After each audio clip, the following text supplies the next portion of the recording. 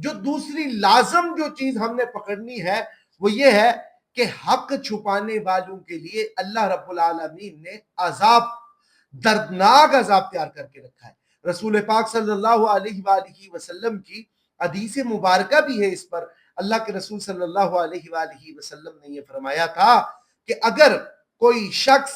وہ اگر سولی پر بھی چڑھا دیا جائے وہ پھر بھی حق نہ چھپائے۔ تو رب العالمین نے دوسرے سپارے میں حق چھپانے والوں کے لیے عذاب بتایا گیا۔ پھر اس کے ساتھ ساتھ جو 5واں رکوع شروع ہوتا ہے اس 5ویں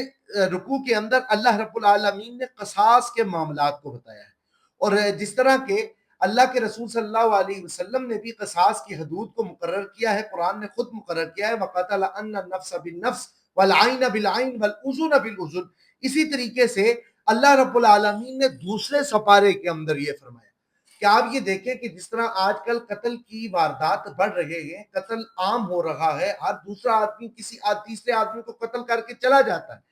اللہ رب العالمین نے قرآن حکیم کے اندر یہ ارشاد فرمایا ہے کہ ان پر تم قصاص لازم پڑھ لو، اور الحر بالحر والعبد بالعبد والانثى بالانثى، اگر آزاد نے قتل کیا ہے تو آزاد کو قتل کرو، غلام کے بدلے غلام ہے، عورت کے بدلے عورت ہے،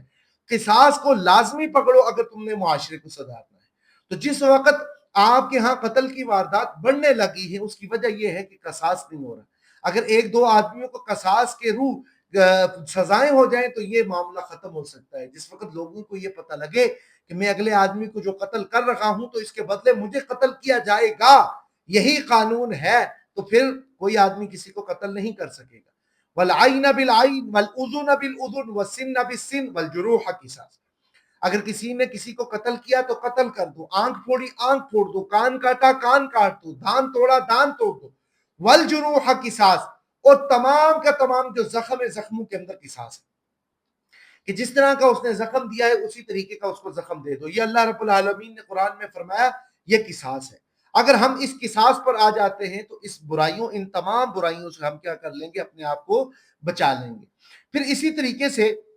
روزوں کے متعلق اللہ رب العالمین نے اسی دوسرے سپارے میں یہ فرمایا یا ایھا الذین آمنوا کتب علیکم الصیام کما کتب علی الذین من قبلکم لعلکم تتقون، میں نے روزوں کو فرض کیا گیا، فرض تم پر کیا ہے حالانکہ تم سے جو پہلی امتیں تھیں ان پر